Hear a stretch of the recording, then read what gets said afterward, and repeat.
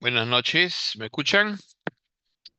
Buenas Sí, noches, doctor. doctor. Sí, Ah, pero no se ha conectado mi audífono. A ver, un ratito.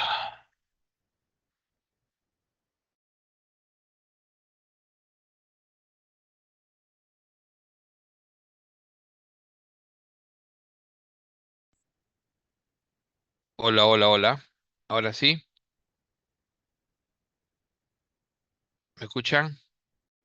Sí, doctor. Buenas noches, doctor. Sí se escucha. Pucha, pero no está funcionando mi... ¿Qué pasó acá? No sé por qué.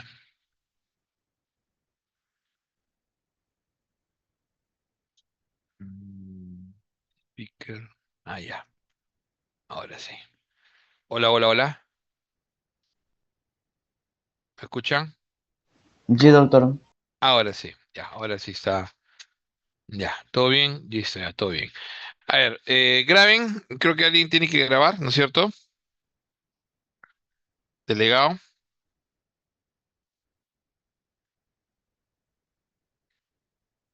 Está el delegado.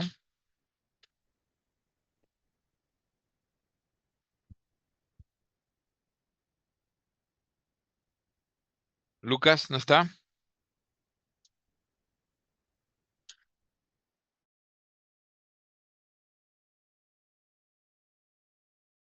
Detectar, no sé. Pero esta vaina. ¿Se me escucha? Sí, doctor. Ya, no sé por qué me parece medio raro esto. A ver. Ya, todo está bien. Ok, entonces, eh, a ver, ya alguien ya pudo iniciar la. Ahí está. Listo, aprobar, ya, para grabar. Muy bien, empezamos Recording in entonces, chicos. progress. Empezamos entonces, sin problemas. Quería, les envié ya el video, ¿no es cierto? Les envié el video de las clases que se dictaron el día lunes.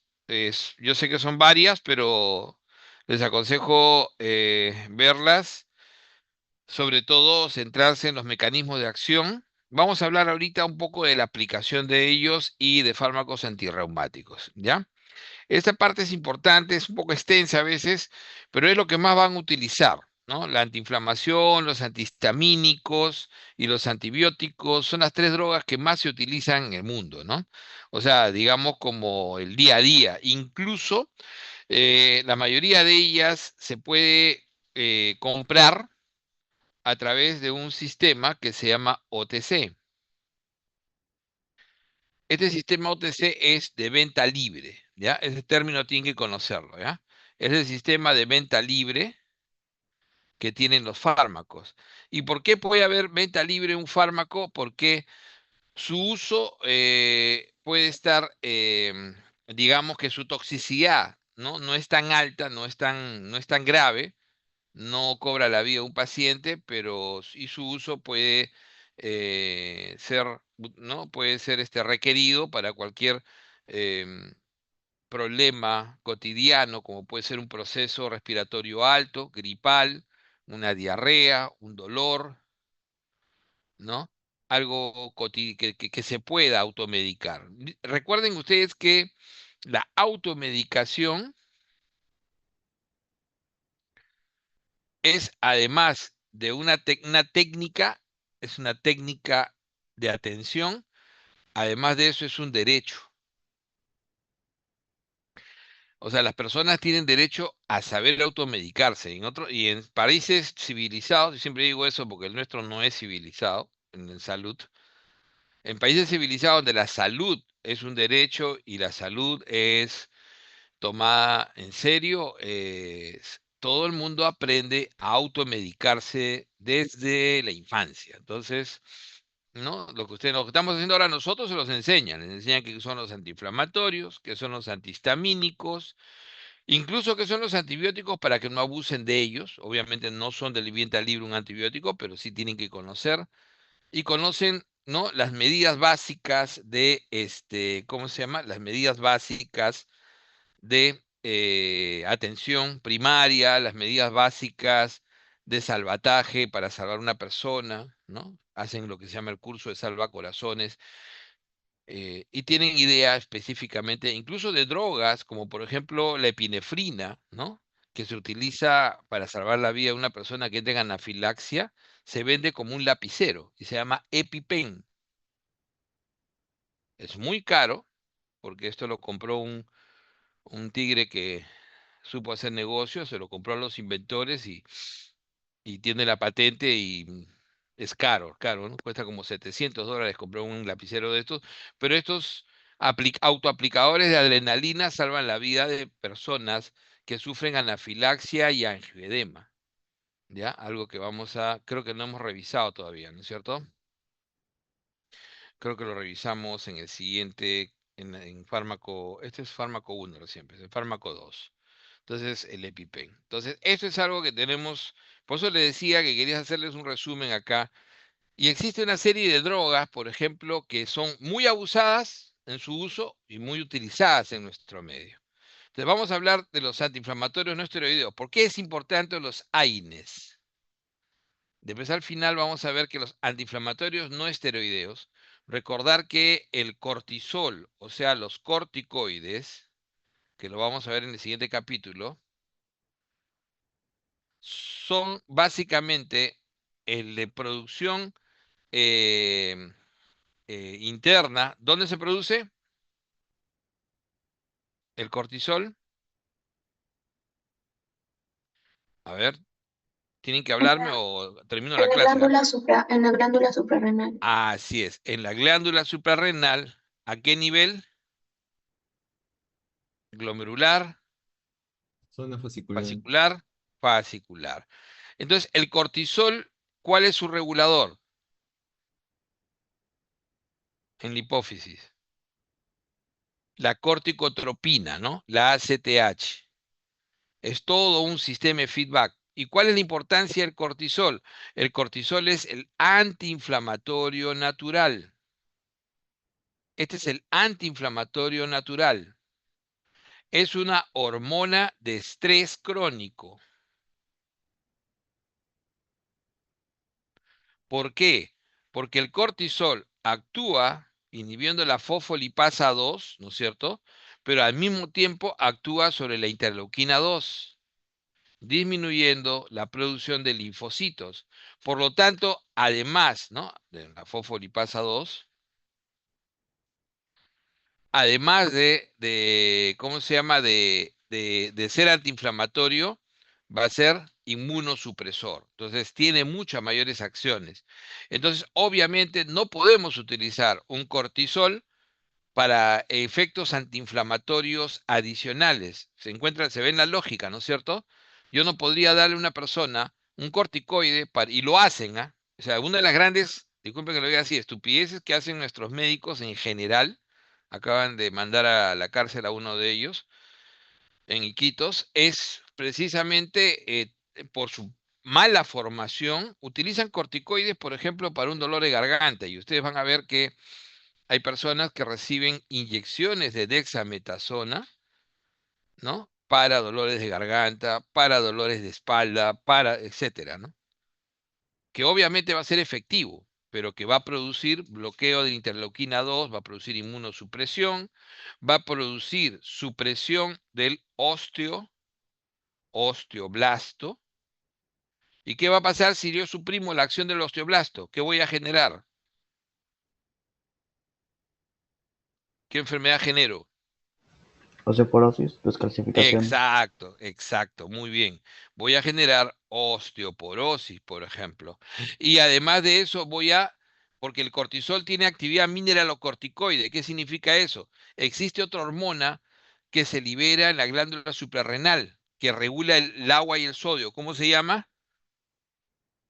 Aldosterona. Aldosterona, y tiene actividad de aldosterona, mineralocorticoide, y por lo tanto el cortisol, cualquier corticoide, también va a retener agua y sodio. ¿Y qué producirá como consecuencia? Hipertensión arterial. ¿Se dan cuenta? Y tiene muchas mayores acciones, sobre todo en la producción, ¿no? De incluso el colágeno, en la producción de... El cortisol es fundamental para dar el tono vascular. ¿Qué significa esto? Sin este tono vascular, las catecolaminas, como la epinefrina, la norepinefrina, no tendrían acción. ¿Se dan cuenta? Y entonces, si yo elevo el tono vascular, voy a generar también, por este mecanismo, hipertensión. Al final, el exceso de corticoides me produce un síndrome. ¿Cómo se llama? ¿Lo conocen? Síndrome de Cushing. Exacto. Miren todo lo que puede producir el exceso de hipercortisilonismo y lo vamos a ver en el siguiente capítulo. Entonces, ¿por qué les digo todo esto? Por todos estos motivos es que lo primero que les tengo que enseñar yo es no usen corticoides si no están 100% seguros que el paciente los requiere. O sea, el pensar que por una sola vez no va a pasar nada, no se imaginan la cantidad de pacientes que los que hemos trabajado en lugares de referencia hemos visto dañados por esa creencia de que, ¿no? Por una sola vez no pasa nada. Entonces es un gran problema. El abuso de corticoides en el Perú es, creo que uno de los grandes defectos de nuestra formación, defectos de formación, y uno de las grandes iatrogenias que se cometen todos los días. Pero aunado, entonces, pero lo que quiero que entiendan es que en el mundo científico, para no utilizar corticoides como efecto antiinflamatorio, entonces se diseñó, primero que se descubrió en la naturaleza, antiinflamatorios puros, que solamente tenían actividad antiinflamatoria, inhibiendo la formación de prostaglandinas, y eso se llamaron antiinflamatorios, por eso no esteroideos. De ahí viene el nombre de no esteroideo, ¿ok? Entonces, eso es lo primero que les iba a decir. Claro, eso no los hace seguro 100%, pero porque podemos también abusar de ellos y tienen efectos adversos. Entonces, los grupos son, ¿no? Los derivados del ácido acético, primero, los más utilizados hoy en día, el diclofenaco, que probablemente muchos de ustedes han recibido. Somos uno de los pocos países en el mundo donde colocar un inyectable intramuscular es una costumbre. O sea, yo cuando trabajé con portugueses en una época en laboratorio, me di cuenta desde la primera vez que tuve la oportunidad de conversar esto, de que la mayoría de los europeos nunca han recibido un inyectable si no han estado internados en un hospital. Nunca en su vida han recibido una inyección. Porque eso requiere, no solamente requiere, ¿no? No sé, perdón, respóndele a Chicho, por favor. No solamente requiere que uno tenga una evaluación médica, sino que tendrías que demostrar que la vía oral era imposible. Para yo colocar un intramuscular, y más aún un intravenoso, peor todavía un intravenoso, tendría que demostrar que el paciente no tiene vía oral. En nuestro país, la gente, cuando tú no le das un intramuscular, cree que el médico lo está tratando mal. Dice, doctor, yo no he venido para que me dé pastillas. Quiero que me ponga un inyectable. A veces es imposible hacerlos entender. Yo entiendo a muchos colegas que tienen, yo lo he hecho cientos de veces también, pero lo que sí no justifico es que el inyectable que le vas a poner tengas que combinarlo con corticoide. Eso sí le llaman la doble y algunos le llaman la triple, combinar corticoide, dexametasona, diclofenaco con un antibiótico que puede ser lincomicina o penicilina de cualquier tipo. ¿Ya? Yo sé que hay que tener mucho cuidado con eso. El diclofenaco es en nuestro país, junto con el ibuprofeno, probablemente los AINES más utilizados. Y estos son AINES no específicos.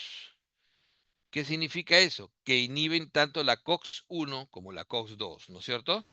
O sea, estos son los no específicos. Entonces, el diclofenaco, su dosis máxima es 150 miligramos al día. Les voy a enseñar acá, por ejemplo, esto es, se les pongo la tabla de la FDA y ustedes no van a ver acá el inyectable, porque el inyectable es invento de país subdesarrollado. Nosotros tenemos diclofenaco en ampolla de 75 miligramos por 3 mililitros, o sea, por ampolla de 3 mililitros. ¿Se dan cuenta? Diluido en 3 mililitros. Y esto solemos colocarlo en nuestro país cada 12 horas, colocando de esa manera la dosis tope. Colocando de esa manera la dosis tope. O sea, eso es lo curioso, ¿no? Entonces, esa es la primera cosa curiosa que tenemos. No digo que sea malo porque todo lo hemos utilizado ante dolores inflamatorios intensos, pero tampoco justifico el hecho de que no podamos, lamentablemente no hemos educado a nuestra población, porque si nuestra población estuviera educada, como nos educan en otros sitios, en saber de que los medicamentos deben ir por vía oral preferentemente, ¿no? Y que la vía parenteral es excepcional, entonces no lo pedirían. Pero ustedes, si ya han ido a hospitales y cuando vayan, o si han observado, me imagino que son observadores, se habrán dado cuenta que todo el mundo, probablemente ustedes mismos, cuando están con dolor de garganta o con fiebre, piden un inyectable, que creen que eso es más rápido y más efectivo. Entonces, ese es el problema. Entonces, parte de nuestra falta de educación en salud. Entonces, tenemos en nuestro medio tabletas de 25 miligramos, que son raramente usadas, sobre todo hay tabletas de 50. En nuestro medio incluso existe la combinación de 25 miligramos más paracetamol.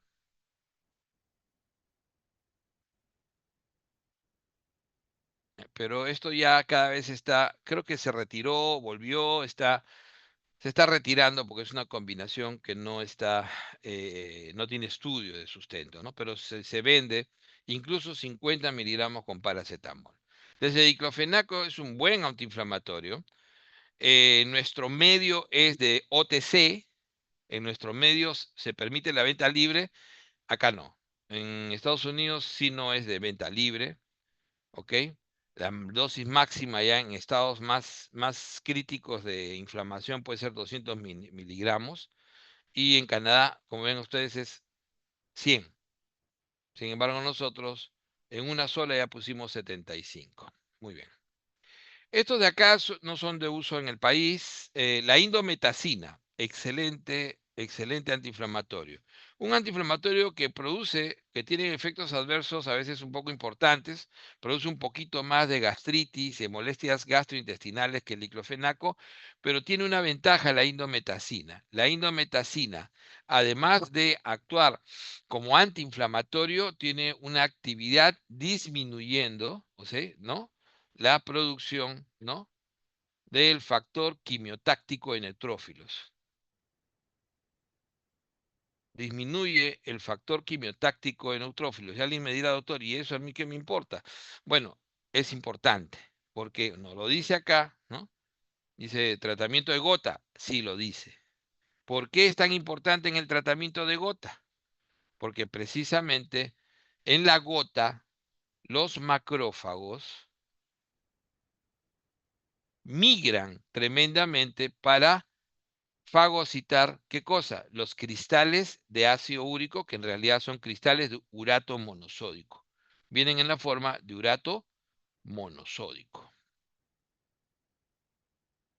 Estos cristales de urato monosódico que se forman provenientes del ácido úrico, que en exceso se está concentrando dentro de la articulación, cristalizan y entonces el macrófago no puede permitir que esos cristales estén en el espacio articular. Y entonces migra y comienza a fagocitarlos, generando un proceso inflamatorio intenso. Ese proceso inflamatorio intenso se llama gota. La gota es una enfermedad muy frecuente por encima de los 50 años, sobre todo en pacientes que tienen obesidad, diabetes, dislipidemia, hipertensión, síndrome metabólico, enfermedad cardiovascular, alcoholismo o abuso del alcohol, exceso de dieta ricas en purinas, carnes, todos ellos tienen el factor de riesgo para hacer gota. después de los 50 años. Generalmente una gota es un dolor muy intenso, suele presentarse sobre todo en el primer dedo del pie, primer metatarso falángica, se llama típicamente la podagra, la típica podagra, así se llama, el ataque de esa gota. Y los dos mejores medicamentos a ser utilizados van a ser la indometacina, porque además de tener poder antiinflamatorio, tiene esta acción adicional. Entonces, la indometacina tiene en la gota y en algunas circunstancias especiales, ¿no? Tiene este efecto. El gran problema es que también es un potente inhibidor de las prostaglandinas en el riñón. Y las prostaglandinas constitutivas en el riñón, especialmente la D2 y la E2, mantienen el flujo renal. Entonces, ¿qué podría generar un exceso un abuso de indometacina? Podría generar una falla renal por disminución del flujo. ¿Se dan cuenta? Entonces, siempre un medicamento va a tener una contraparte de daño. Entonces, tratamos siempre de usarlo en dosis bajas. ¿Ok? Ya hoy en día no lo usamos mucho debido a que los pacientes en general suelen no tolerarlo. Sulindac era un excelente medicamento, pero no lo tenemos ya hoy en día. Entonces, estos son dos grandes medicamentos importantes derivados del ácido acético. Miren ustedes, indicaciones indometacina en gota y no solamente en gota, sino también existe lo que se llama la pseudogota, donde lo que precipita son cristales de pirofosfato cálcico, y estos producen lo mismo cuadro, incluso más intenso. Es más raro, pero esto es por exceso de calcio, por estados de hipercalcemia, entonces pirofosfato cálcico, pero precipita, sobre todo en adultos mayores y en algunos que tienen enfermedades que producen hipercalcemia. Ahora, también se suelen utilizar por esta característica en lo que se llaman las oligoartropatías seronegativas. En las oligoartropatías seronegativas. Como por ejemplo, estamos hablando de la artritis reactiva, de la espondilitis anquilosante, por ejemplo, para darles ejemplos. Tenemos acá en los femanatos. De repente alguna de las chicas se acordará de uno de ellos, el ácido mefenámico, clásico ácido mefenámico, ¿no? Más conocido como Ponstan, ¿no? ¿Así está bien escrito así, chicas? Ponstan, ¿sí? ¿Alguna de ustedes que me corrija? ¿Y por qué es importante? Porque la dismenorrea, que es el dolor durante la menstruación, requiere AINES para controlar el dolor. Y uno de los más efectivos es el ácido mefenámico, el otro es el naproxeno. Creo que hoy en día se usa más naproxeno. Pero el ácido mefenámico tiene estas características y se vende en nuestro país como pan caliente. Generalmente las chicas alguna vez han utilizado el Ponstan. De estos, los oxicanes son muy útiles. ¿Por qué? Porque tienen una selectividad relativa de COX-2, sobre todo el meloxicam. Entonces, el meloxicam, al ser diferente, también tiene algo interesante. Generalmente los derivados de ácido, los fenamatos y los derivados de ácido acético tienen reacciones cruzadas de alergia y junto a la aspirina. Pero los oxicanes no tienen reacciones cruzadas con otros AINES y entonces permiten utilizarlo en alérgicos a la aspirina. Entonces alguien viene y te dice, doctor, yo tengo alergia a los AINES. Entonces, como tú eres un buen médico, le preguntas, ¿qué cosa tomaste cuando te dio alergia? Primero, verifica si es alergia, ¿no? Dice, porque si el paciente te dice, me pusieron un inyectable y me desmayé, eso se llama reacción vasovagal, no tiene que ver con la alergia. No, doctor, se me enronché, se me hincharon los labios. Ah, ya, estás bien. ¿Qué tomaste? Diclofenaco. Ah, ya. Tú eres alérgico de ese grupo. Diclofenaco, aspirina, naproxeno, ibuprofeno. Pero puedo usar oxicanes o puede usar Coxif. Ya les voy dando el dato. Entonces, una persona alérgica a los AINES no es 100% alérgica a todos. Por eso que hay familias y hay que conocerlas. Los oxicanes son muy interesantes. El primero que aprendimos a usar en nuestra prehistoria, en la protohistoria de la medicina, cuando yo era alumno, era el piroxicam. Se usaba muchísimo y era lo que más prescribían los médicos en el seguro para los pacientes con osteoartrosis, etcétera, crónicamente, y los perforaban a los pobres viejos porque produce bastante úlcera, ¿no? Inducida por, o sea, lo que se llama una gastroenteropatía por AINES, ¿ya? Entonces, el piroxicam en su uso crónico de 10 a 20 miligramos una vez al día es muy gastrolesivo. Acuérdense ese nombre, es muy gastrolesivo. Tiene una alta gastrolesividad, ¿ok? Hoy en día, ¿no? Hoy en día se utiliza el piroxicam en una forma que se llama flash, que es muy útil para manejar dolores intensos en forma rápida, ¿no? ¿Y cómo se utiliza? Sublingualmente. En una forma flash, Feldene Flash, se llama Feldene, es el original de piroxicam de Pfizer, muy buen medicamento. El Feldene tiene mucha mejor tolerancia que cualquier otro piroxicam y existe en su forma flash, que es interesante. Pero el que para mí la estrella acá hoy en día es el meloxicam, que va de 7,5 a 15 una vez al día. Encima tiene la ventaja de, por si yo lo doy una vez al día, ¿qué cosa tengo de ventaja? Adherencia. Siempre recuerden, chicos, mayor adherencia. ¿Quiénes son los que más usan antiinflamatorios? Los viejitos, ¿ya? ¿Y los viejitos se van a acordar de 2 veces al día? No, solamente el 68%. ¿Se van a acordar de 3 veces al día? No, solo el 46%. Entonces, imagínense, si una vez al día se acuerdan solo el 88%, entonces definitivamente tienes que tratar de hacer una buena terapia dándole una vez al día. Meloxicam tiene esa gran ventaja. Tiene una gastrolesividad un poco, ¿no? un poquito de regular ahí. Tiene larga duración y lo interesante es que tiene menos efecto que los otros, por ejemplo, que el diclofenaco, ibuprofeno, naproxeno, el piroxicam, tienen menos porque tiene una relativa selectividad con los COX-2. Casi es un COXIF. Casi es un COXIF. Entonces, el meloxicam, producto original, Movic. Si ustedes compran un meloxicam de cualquier otra marca o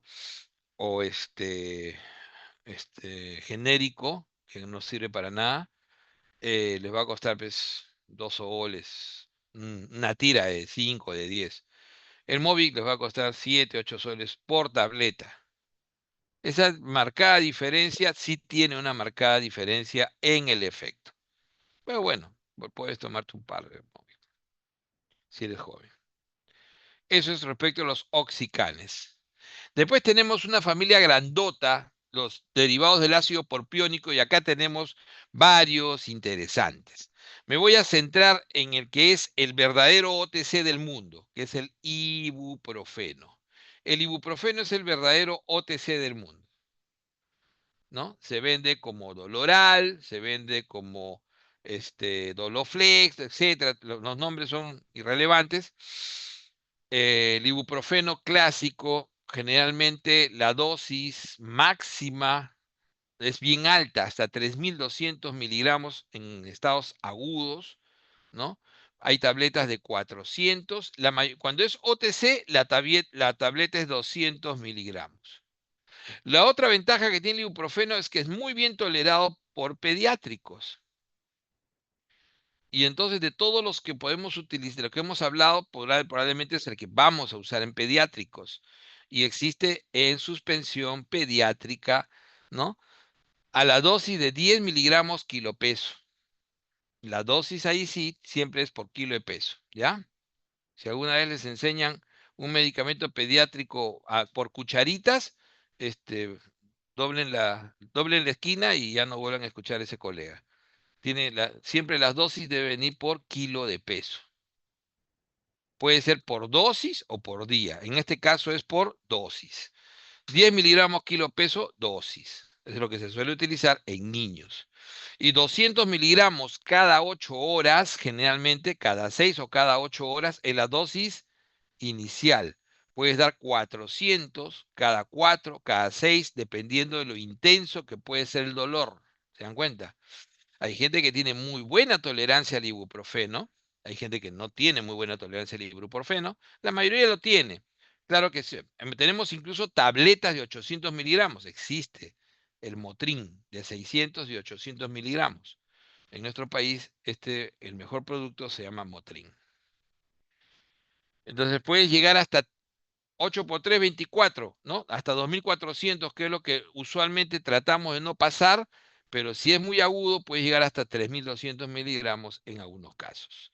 El ibuprofeno existe en su forma parenteral no aprobada por la FDA. En nuestro país se estuvo un tiempo, pero ya no lo recomiendo.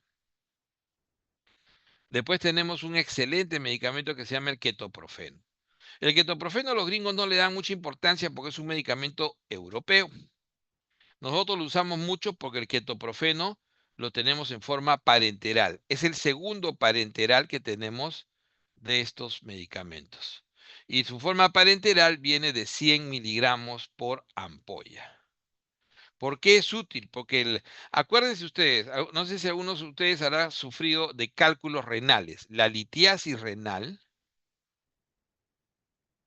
yo he botado un par de cálculos, la litiasis renal es lo más parecido a un parto. ¿No es cierto? El dolor es descrito de esa manera, es lo más parecido al dolor de un parto. El dolor es intenso, el paciente no puede estar quieto, el dolor va de la fosa renal posterior hacia adelante, si es que está todavía en el uréter, a veces el cálculo no baja, puede producir obstrucción, pero tienes que calmar el dolor. Entonces, uno de los medicamentos más útiles que hay en el medio es el ketoprofeno, que se utiliza parenteral. 100 miligramos generalmente es lo que más van a ver ustedes utilizar a los urólogos y a cualquier emergenciólogo para calmar el dolor de la litiasis renal. Y después se le da generalmente tabletas, ¿no? Que en nuestros medios suelen ser de 50 y de 100 miligramos. De ahí viene la estrella de los medicamentos. Es uno de los más seguros, es el que más les recomiendo aprender a usar, más que el ibuprofeno incluso, más que el diclofenaco incluso, es el naproxeno. Tiene un gran perfil de seguridad. El naproxeno, el original Apronax, es un muy buen antiinflamatorio. Suele venir entre 200 a 500 miligramos, ¿no? En su forma base y en su forma sódica, 275 a 550. Por eso que algunos se confunden y dicen, doctor, ¿la naproxeno es de 500 o de 550? Es de 500 cuando es naproxeno base. Y es de 550 cuando es naproxeno sódico. ¿Ok? Y entonces ahí, por eso que son muy parecidos. Es muy buen medicamento para manejo crónico, tiene ¿no? menos efecto de toxicidad cardiovascular y esto es importantísimo. Esto es importantísimo. Hay algo que voy a aprovechar ahora para decirles. Ustedes saben que la enfermedad coronaria crónica se basa fundamentalmente en activación de plaquetas, ¿no es cierto? Por eso es que los que tienen riesgo usan antiplaquetarios. Y el antiplaquetario por excelencia es la aspirina. La aspirina suele darse en dosis de 81 miligramos a 120 miligramos diarios. Y en el momento de ataque suele dar 325 miligramos. Esa es la dosis no antiinflamatoria, porque la aspirina también es un antiinflamatorio. Esa es la dosis de antiagregante plaquetario. Entonces, te estabiliza, ¿no? La membrana y la agregación plaquetaria la disminuye y puede prevenir infartos. El gran problema es que todos los antiinflamatorios van a bloquear la acción de la aspirina. Van a bloquear la acción de la aspirina. Y además de eso, van a ser Algunos de ellos, ¿no?, pueden bloquear la acción de la aspirina y algunos de ellos incluso pueden ser proinflamatorios a nivel de la placa. Entonces, ese es un gran problema. Entonces, así existen algunos que van a ser proinflamatorios a nivel de la placa. Todos los AINES tienen un mal efecto a nivel cardiovascular, excepto el naproxeno. Es el que menos toxicidad tiene. Entonces, si tienes un paciente con hipertenso, no estás seguro si es coronario, pero basta que sea hipertenso, tienes un paciente que tiene riesgo cardiovascular conocido, un diabético, siempre lo va a tener, siempre lo va a tener. Entonces, siempre prefieran utilizar en ellos naproxeno. Es el que menos toxicidad cardiovascular tiene. Se suele dar igual 3 veces al día, 500 o 550 miligramos si es sódico, siempre recordar eso, ¿ok? Está para todo tipo de dolor. Incluso el Ponstan cambió el mefenámico, el original Ponstan lo cambió por naproxeno. Se lo voy diciendo. Este es la estrella y el que más deberíamos utilizar. Y como ustedes entenderán, el que menos usamos. El que menos usamos. Increíble. Y ahora vienen ya la historia, ¿no? La aspirina, que ya conocemos, la aspirina, que es el primer antiinflamatorio utilizado, incluso al inicio, ¿no?, como salicilato se utilizó, ¿no?, en infusiones, antes de que sea sintetizado, ¿no? La aspirina fue descubierta por Bayer, el nombre es ácido acetil salicílico, ácido acetil salicílico, algunos lo ponen así, ASA, ¿ok? Pero ahora ASA también se utiliza en anestesiología para hallar el riesgo, ¿no? El riesgo anestesiológico, así que ya es un término. Sin embargo, les digo porque, a ver, alguna vez un farmacéutico atrevido en el Revaliati no quería pasar las recetas simplemente porque poníamos aspirina. Hasta tuve que hablar con su jefe y llevándole, ¿no?, la referencia que efectivamente el nombre aspirina, porque él decía, no, el nombre aspirina es un nombre comercial, ustedes no tienen por qué usar, la ley dice que no deben ponerlo en su nombre genérico. Yo le decía, oiga, usted no sabe que a nivel de la OMS, a nivel de la ATT, está aceptado el uso de la aspirina o ácido acetil salicílico. No, no, no. Entonces, hasta que al final, bueno, tuvo que, ni siquiera se disculpó, porque los burros nunca se disculpan. Y el asunto es que, y van a ustedes a encontrarse con más de uno, ¿ah? Más de una mente torcida que le va a decir que no, que aspirina es el nombre. Efectivamente, aspirina es el nombre Bayer, es el nombre original del ácido acetil salicílico, pero que Bayer donó el nombre porque la aspirina es una gran estrategia de prevención cardiovascular. Entonces, como todo el mundo lo tiene en la cabeza, que es la aspirina, y los grandes estudios se han hecho con la aspirina Bayer original, entonces, como es así, entonces Bayer dijo, no tengo ningún problema. O sea, yo sé que voy a seguir vendiendo un montón, y que la fabrique quien quiera, pero el asunto es que pueden utilizar, y soltó su nombre, ¿no? O sea, lo donó al mundo. Entonces, este medicamento se llama aspirina o ácido acetil salicílico para los termocéfalos, ¿ya? Entonces, van a encontrarse ustedes con más de un termocéfalo o farmacéutico, porque acuérdense que el 80% de los farmacéuticos primero postularon a medicina, ¿no? Entonces, ese es un grave problema a veces que van a tener que enfrentar. Entonces, la aspirina es un gran antiinflamatorio. El antiinflamatorio de elección que se utilizaba en artritis reumatoidea sigue siendo quizás uno de los mejores para ese. Es el antiinflamatorio que vas a tener que usar en algunas enfermedades como la fiebre reumática, no responde a nada más la antiinflamación. Por ejemplo, la enfermedad de Kawasaki, o sea, requieren aspirina en dosis altas, puede llegar hasta 4 gramos. Pero la dosis de 3,25, ¿no es cierto? Generalmente es la dosis de inicio antiinflamatoria. Pero esta aspirina tiene una aplicación que ya creo que no la hemos conversado todavía. Todavía no hemos hecho cardio, ¿no es cierto? O ya hicimos cardio. ¿Cómo no? Todavía no, ¿no? Ya lo vamos a ver. Pero creo que sí hemos hablado de antiagregación, ¿no? ¿O tampoco? Déjenme recordar, chicos. Hemos hablado de antiagregación, anticoagulación.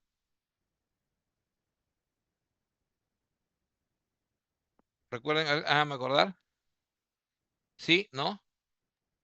Comentarios, sí, doctor. Sí, ¿no es cierto? Entonces, solamente les recuerdo eso. Ya saben ustedes que la dosis preventiva es de 81 miligramos a 120 miligramos al día. Lo que más se utiliza en nuestro país es 100 miligramos. Lo más recomendable es 81, ¿no? Todos los días de su vida, un paciente con riesgo cardiovascular elevado usará aspirina como tal. ¿Ok? Los demás ya son más de uso, incluso tópicos, etcétera. Vamos ahora a lo que se llaman los antiinflamatorios selectivos. En nuestro medio, casi nadie los llama así. Casi nadie los llama AINES selectivos. En nuestro medio suelen ser llamados como COXIF. Estos son los COXIF. Los COXIF o AINES selectivos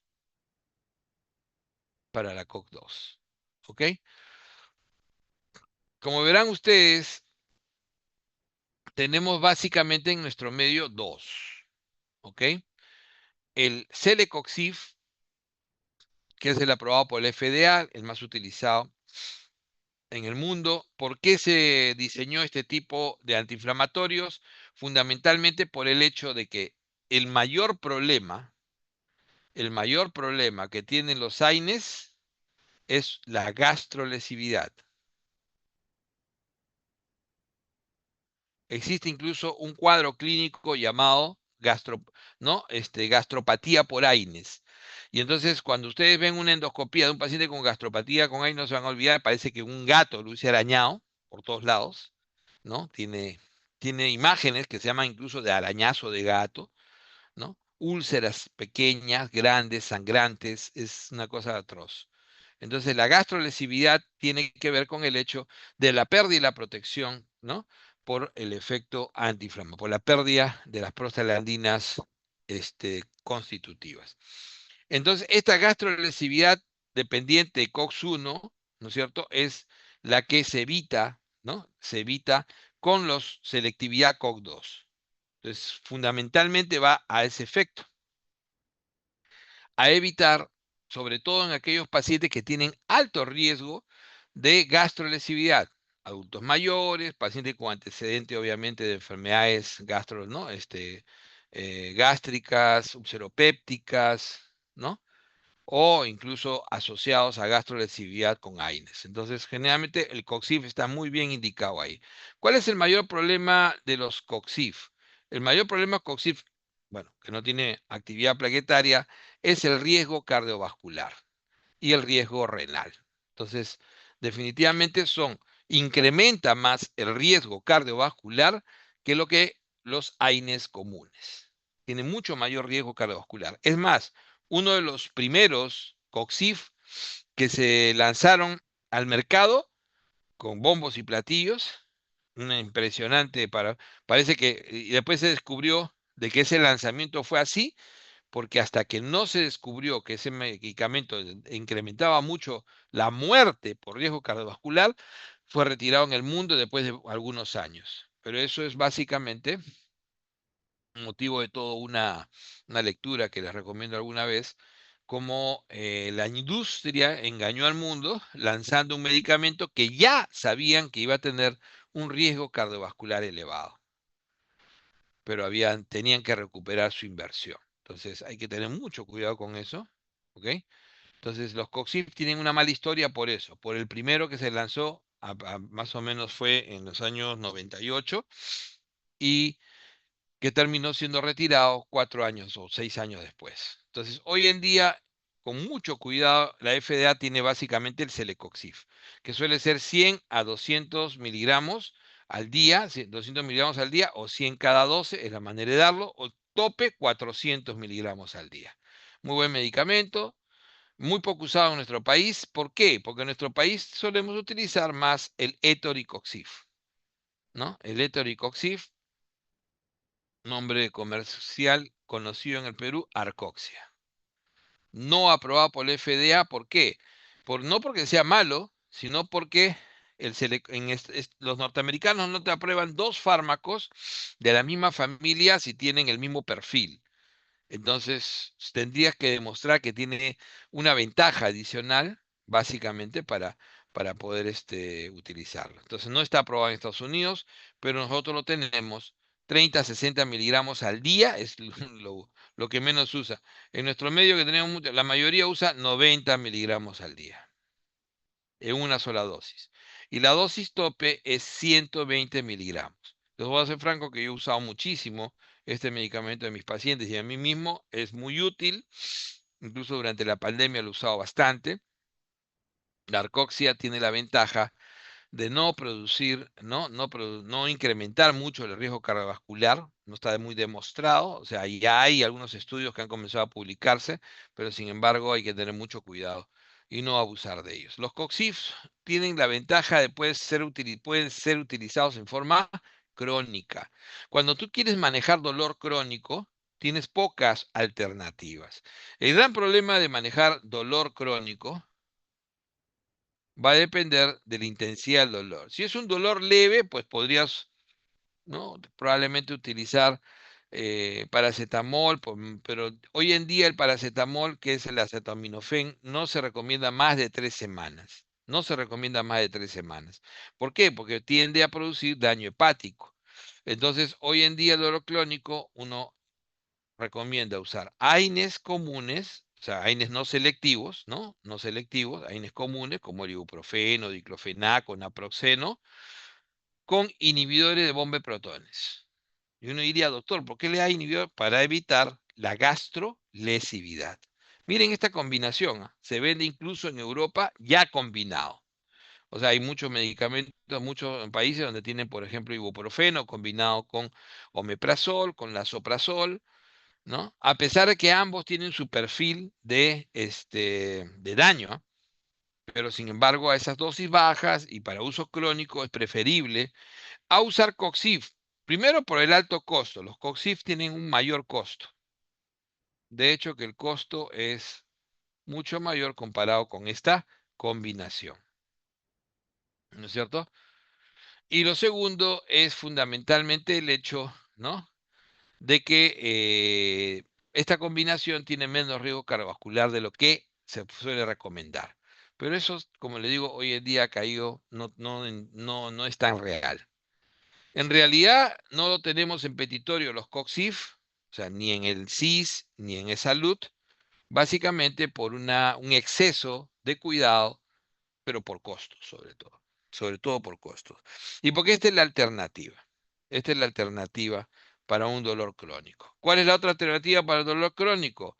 El utilizar opiáceos débiles como el tramadol, por ejemplo, combinado con paracetamol, ¿no?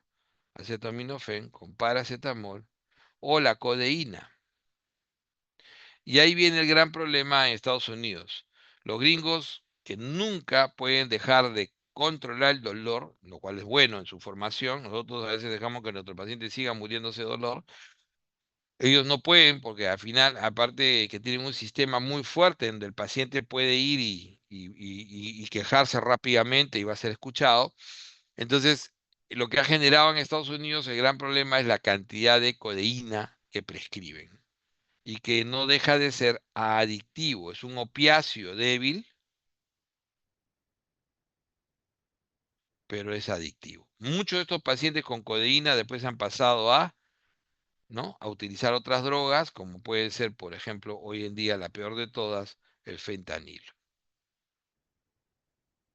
Grave problema que está enfrentando Norteamérica. Entonces, los COXIF son excelentes medicamentos, sobre todo para el manejo del dolor crónico, también para el dolor agudo y sobre todo pacientes que tienen, ¿no?, historia de gastrolesividad, o sea, toxicidad gastrointestinal, y también aquellos pacientes que tienen, ¿no?, reflujo gastroesofágico. El reflujo gastroesofágico también es un gran problema, no es un problema raro, es bastante frecuente. Hay gente que durante la noche, por ejemplo, tiene la sensación de que ¿no?, de tos, tosen, y a veces tienen un diagnóstico errado de asma, pensando que son asmáticos, y solamente les pasa después de empezar a dormir, porque es el reflujo, es el ácido el que sube. Y uno se da cuenta básicamente por eso, hace la endoscopía y encuentra una esofagitis. Entonces, la mayor parte de los AINES incrementan mucho la esofagitis, a excepción de los COXIF. Ahí tienes otra de las grandes indicaciones de los COXIF. Por último, tenemos el paracetamol, ¿no? Hoy en día ya no es la droga que veíamos hace unos 10 años. Hace 10 años usábamos hace 20 años usábamos hasta 6 gramos al día. Hace 10 años bajamos a 4 gramos al día, hace 6 a 8 años bajamos a 3 gramos al día como tope. Entonces hoy en día este es el tope recomendado, 3.000 miligramos, 3 gramos al día. 4, muy supervisado. ¿Cuál es el gran problema? El problema es que existe perfiles de daño hepático, sobre todo asociado al uso de alcohol. Otro perfil de daño hepático, generalmente todo el mundo va a dañar algo si lo usa más de 3 semanas. Ese es el otro gran problema. Entonces, nosotros sabemos que el paracetamol o acetaminofén es por excelencia nuestro antipirético. Vamos a, sobre todo, bajar la fiebre con esta droga. Yo les voy a decir que a mí me ha ido muy bien bajar la fiebre, se lo voy a poner acá para no olvidarme, para que no se olviden, con diclofenaco. ¿Ah? El diclofenaco también tiene un poder antipirético muy potente. Claro, nadie lo recomienda mucho, pero sí, tiene un poder, es un buen antipirético. Al igual que el ibuprofeno. El ibuprofeno en niños. ¿Ah? Cuando a veces mis nietos, cuando he atendido niños hace muchos años, también atendía niños cuando hacía emergencia, ¿no? Era muy útil poder combinar. A veces no puedes le das una sola dosis, 2 dosis de paracetamol, o sea, acetaminofén, no baja la fiebre, puedes sumarle ibuprofeno o diclofenaco. Buen antipirético, la dosis en niños va más o menos de 15 a 20 miligramos por kilo dosis, ¿ok? Ese es para bajar. En el adulto va de 500 a 1 gramo, algunos dicen, como está acá, 325 a 650, es lo que recomiendan hoy, para evitar mayor daño. Entonces hoy en día ya se suele recomendar, y hay la presentación normal en el mundo de acetaminofén con paracetamol es de 325 miligramos. Y cuando tú compras uno de 500, como se compraba usualmente, le llaman strong. O sea, le llaman ¿no? Fuerte. Paracetamol fuerte sería, ¿no? En ese caso, ¿no? Es el típico en Estados Unidos, este es el Tylenol. Clásico. Entonces, hoy en día también lo tienes por vía parenteral, generalmente para el manejo de la fiebre, básicamente, o el dolor agudo, el dolor. Su potencia para el dolor es leve a moderada, no es de gran potencia, ¿no? Su gastrolesividad es bastante baja, ¿no? Entonces, pero generalmente se presenta cuando estás por encima, ¿no? Pues dosis diarias, cuando lo usas en forma frecuente. La hepatotoxicidad es su principal problema y hay muchas combinaciones. Por ejemplo, oxicodona acetaminofén no es una combinación propia nuestra. A nosotros tenemos como combinación clásica el tramadol paracetamol. Ojo que nosotros lo llamamos paracetamol, los gringos le llaman acetaminofén. Es lo mismo, ¿está? Es lo mismo. Miren esta tabla que es bien interesante. La relación, ¿no? De lo que viene a ser la concentración, ¿no? Concentración inhibitoria máxima media, ¿no? La concentración inhibitoria máxima media del COX-1 y COX-2. Este ratio, cuanto más se acerca a 1, cuanto más cerca está de 1, es más gastrolesivo. Es más gastrolesivo.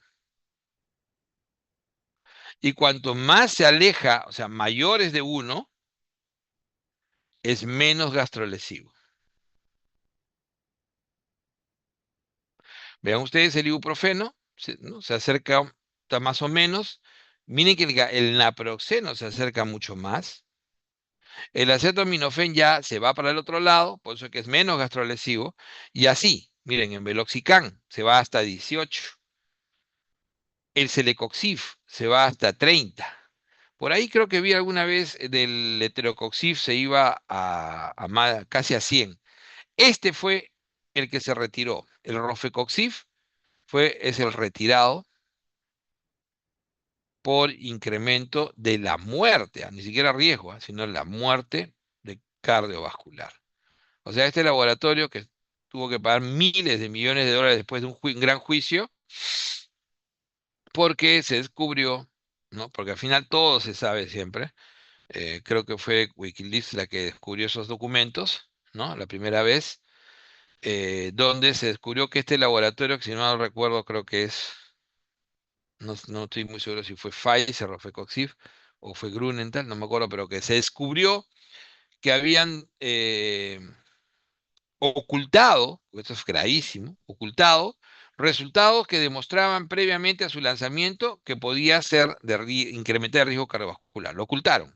Y dejaron que corriera el estudio de fase 4, sabiendo que durante esos años, que podía ser 4 a 6 años, podían vender cantidades como que lo hicieron. Entonces, no se imaginan, yo estaba en esa época, creo que en la residencia, ¿sí? Hasta los residentes nos dieron casacas, no se imaginan todo lo que nos regalaron. Obviamente ahí hubo gente que hasta les pagaron viajes y todo lo demás. Y entonces de la noche a la mañana todo el mundo comenzó, ¿no?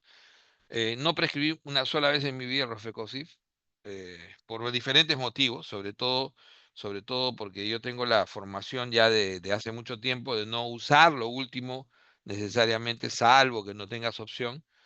Pues, ¿no? La máxima de Pedro Pons que decía, el mejor medicamento no es el último, sino el anterior, porque el anterior ya tiene su estudio de fase 4. Y bueno, y así fue como Rofecoxib, creo que me parece que 4 o 6 años, increíblemente recuperaron en ese tiempo su gran inversión y todavía ganaron, los desgraciados. Pero al final los atraparon.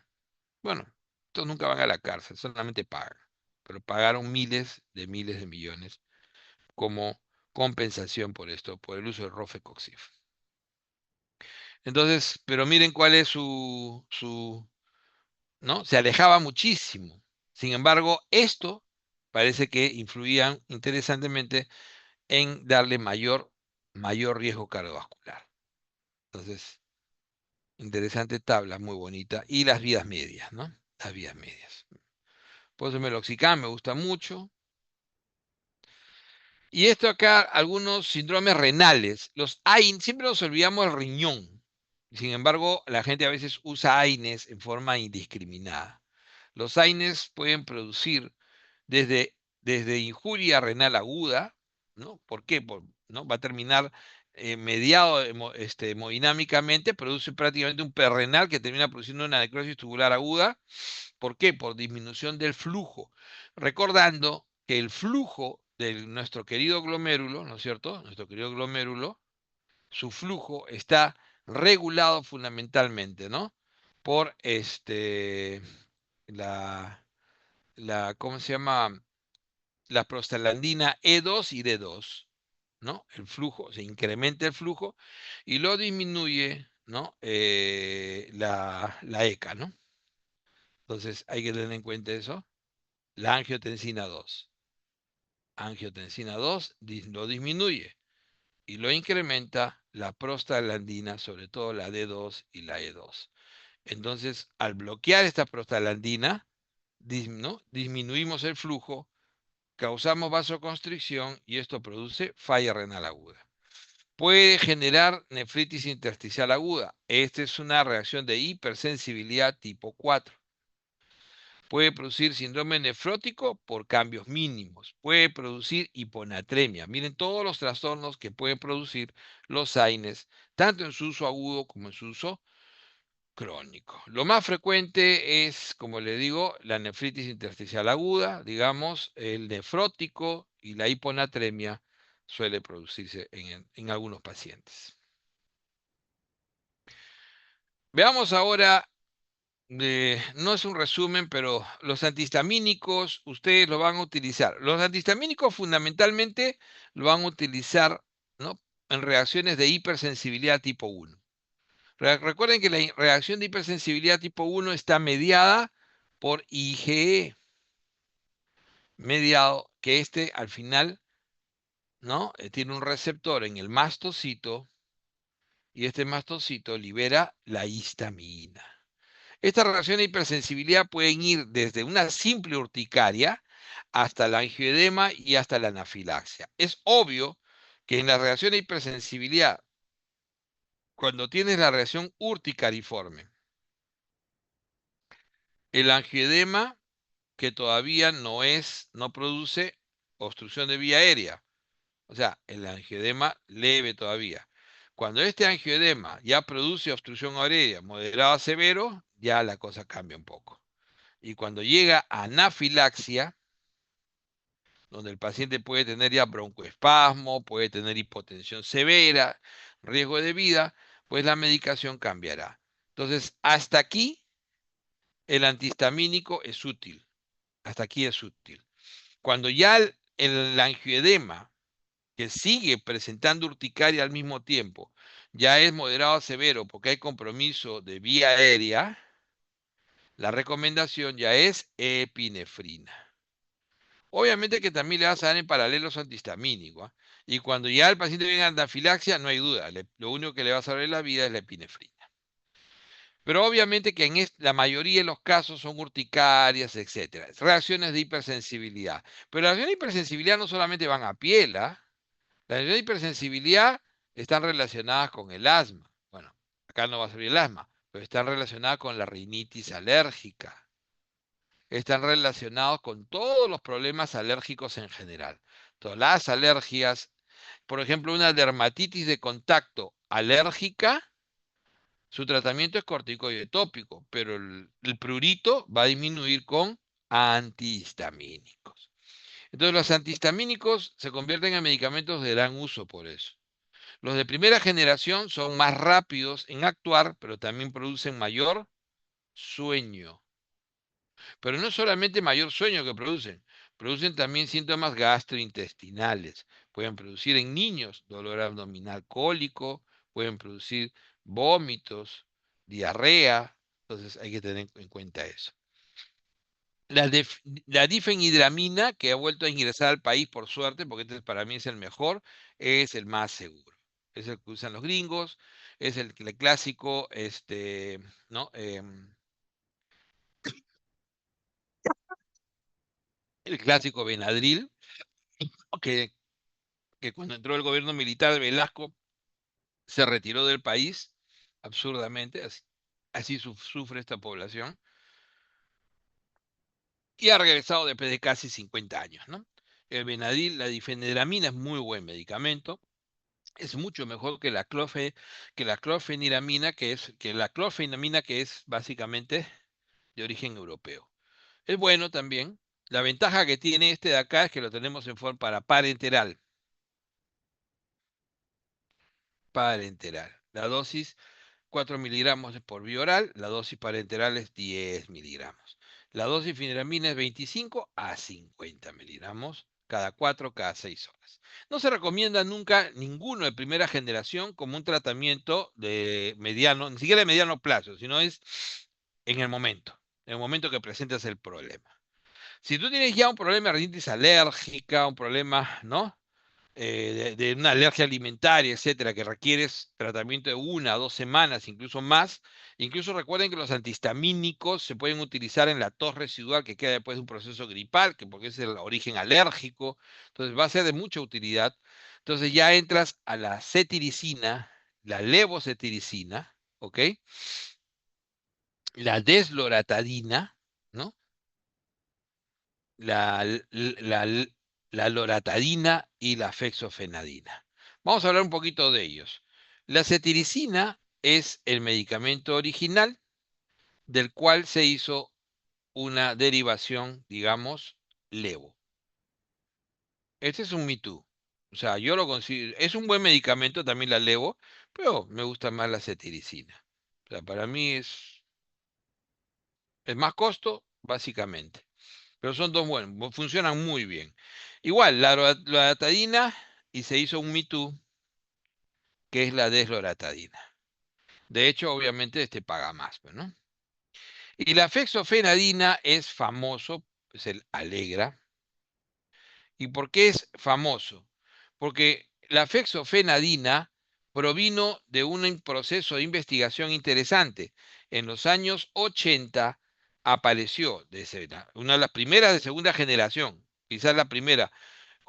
Salieron dos medicamentos, el astemisol, ¿no? Y el teldane, que era la terfenadina. Terfenadina, llamado teldane. El teldane era un medicamento, ¿ya? Yo lo usé bastante, en esa época sufría, no se imagina, rinitis alérgica, pero uno de los problemas, hemos hablado del sueño, etcétera, pero uno de los problemas que puede producir un antihistamínico a veces también es que puede producir prolongación del QT cuando se combina con algunos medicamentos. Pero hay algunos que producen el riesgo del QT prolongado y de la torcida de puntas, torcida point.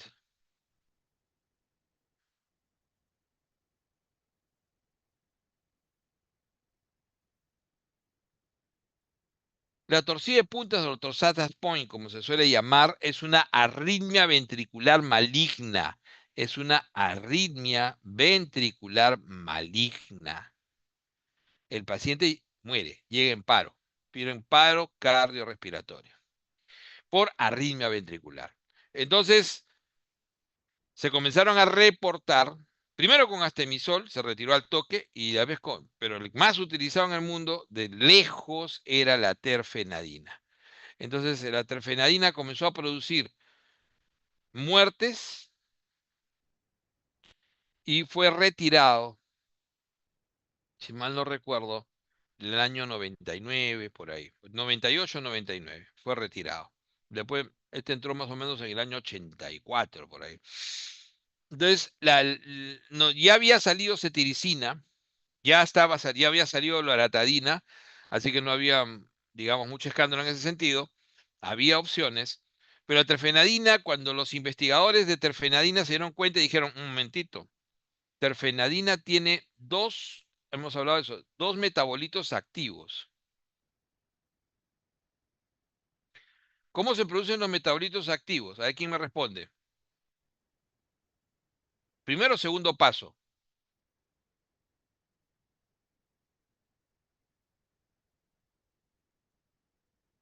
¿Será por metabolismo de primero o segundo paso?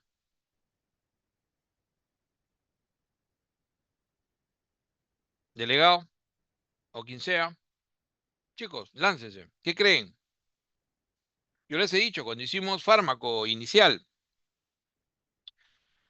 cuando un medicamento llega al hígado por primera vez, sufre la acción de quién? De la citocromo P450 y sus 18 familias, ¿no es cierto? ¿Qué hacen? Tratan de volverlo polar. No tratan de desactivarlo, tratan de volverlo polar. Y por lo tanto, sufren de qué acciones.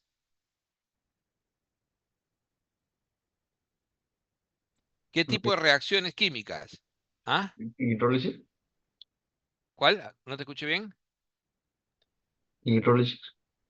Hidrólisis, así es, redox, ¿no? Oxidación, reducción, hidrólisis, o sea, procesos químicos simples por este tipo, por estas citocromos, por estas enzimas, y que tratan de convertirlo en polar. ¿Y por qué tratan de convertirlo en polar? Para poderlo excretar por el riñón, ¿no es cierto? Entonces no los desactivan, sino lo que mayormente hacen es volverlos polar. En muchos casos los transforman en metabolitos activos. Entonces descubrieron que la terfenadina tenía dos metabolitos activos. Uno producía la arritmia y el otro no producía la arritmia y era activo. Entonces no lo iban a llamar, porque ya tenía un nombre, porque esto estaba estudiado, a este metabolito que ya tenía un nombre, que era no sé cuánto terfenadina X, no le iban a poner el mismo nombre. Entonces dijeron no, lo sintetizaron como una nueva droga, porque era muy potente, y lo llamaron fexofenadina. Lo llamaron fexofenadina. Y era el que le daba esa, porque era fabuloso el Teldán, para como antihistamínico. Fexofenadina. Y lo lanzaron al mercado, hicieron los estudios correspectivos y lo lanzaron al mercado como Alegra. Uno de los más usados en el mundo. Yo quizás el más usado en el mundo. Yo me acabo de traer un frasco de, creo que de 300 pastillas. Fexofenadina. Okay. Miren lo interesante de la farmacología, ¿no? Como un investigador dice, no, un momentito, ya me fregaron con mi producto, ya al cajón y chao. No, no, no. Siguieron, probaron, 2 metabolitos activos, los separaron, los probaron, dijeron, ¿cuál produce? Este produce la arritmia. Chao, guapá. Este produce la arritmia. Este debe ser el chibolín, el que produce la arritmia. Entonces, uso el que es bueno. Y eso lo metieron al estudio, demostraron que no tenía efectos adversos importantes y hoy en día es el más utilizado en el mundo. Entonces, es la historia de los antihistamínicos. Veamos ahora. Entonces acá esto simplemente para ver algunos efectos adversos de los COX. Miren, los efectos adversos. Los COX-1, sobre todo los que inhiben los COX-2 y COX-1 al mismo tiempo, tienen esto, ¿no? O sea, la agregación plaquetaria que es buena, pero también van en contra de la citoprotección. Los efectos de los AINES, ¿no? Pueden ser buenos y malos. De hecho, a nivel central reducen la fiebre, pero pueden producir mayor presión, hipertensión. Pueden generar mayor sangrado porque son antiagregantes plaquetarios en general, ¿no? En cualquier tipo de sangrado, incrementarlo más. Pueden dañar el riñón, pueden producir gastritis, pueden, ¿no?, producir relajación del útero y por eso son utilizados también como tocolíticos. Cuando la mujer gestante comienza a tener contracciones prematuramente, también se pueden utilizar. Alivia la dismenorrea, pero también pueden retener fluidos. Respecto al riesgo, ¿no?, de hemorragia digestiva, miren el cochino ketorolaco. Hay gente que le gusta usar ketorolaco, yo siempre les digo, no usen ketorolaco. Miren el riesgo relativo que tiene el ketorolaco. Así que hay que tener mucho cuidado. El ketorolaco de todos los AINES, es uno de los más potentes analgésicos que no tiene efecto ni antipirético ni antiinflamatorio, como si fuese un paracetamol, ¿no? Pero o sea, fue un boom en algún momento porque era un AINE que tenía una capacidad analgésica semejante a un opiáceo.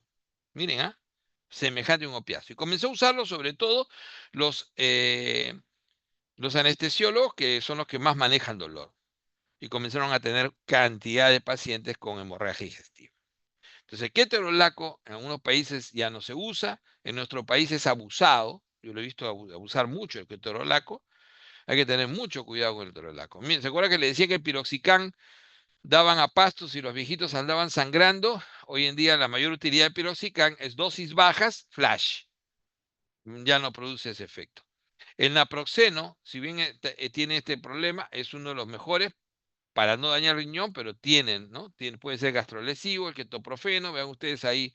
Por eso es que el ibuprofeno es el OTC por excelencia en el mundo. Si se dan cuenta en la escala, se acerca ¿a quién? A los COXIF.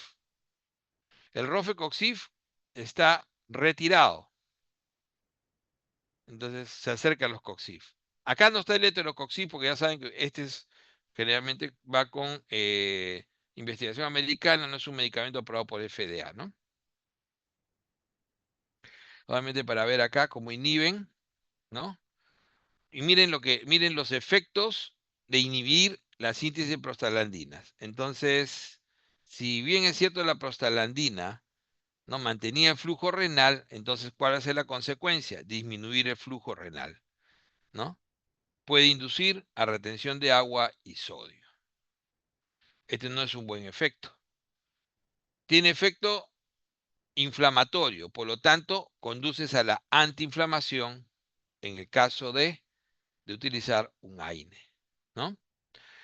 Es antipirético, y acá está el efecto analgésico. Pero además de eso, ¿no? Al inhibir la agregación plaquetaria, conduce a sangrado.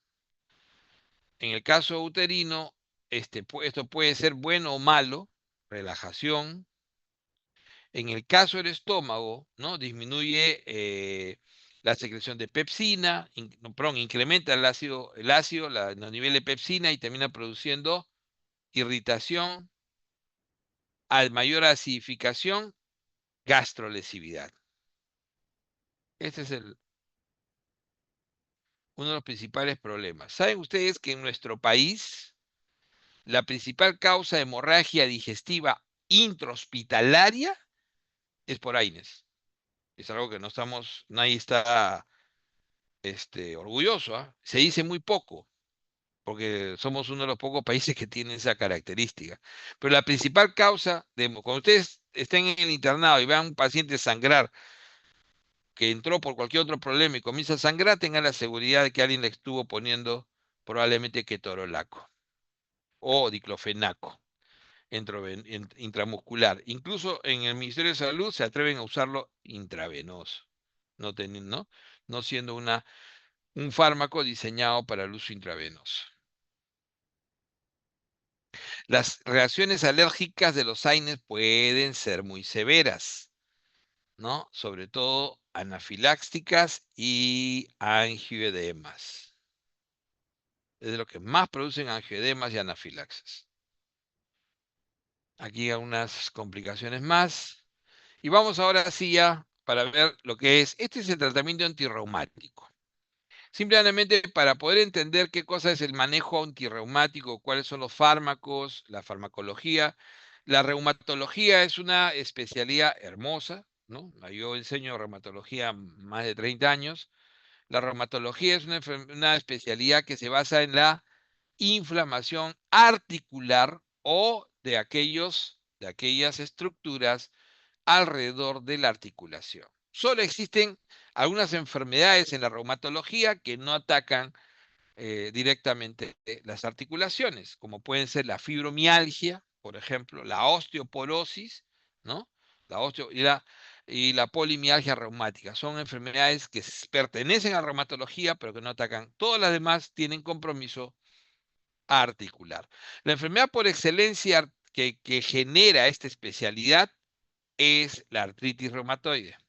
Pero por el número de articulaciones comprometidas, vamos a hablar de monoartritis, una sola articulación, oligoartritis de 2 a 4 articulaciones y poliartritis mayor o igual a 5 articulaciones.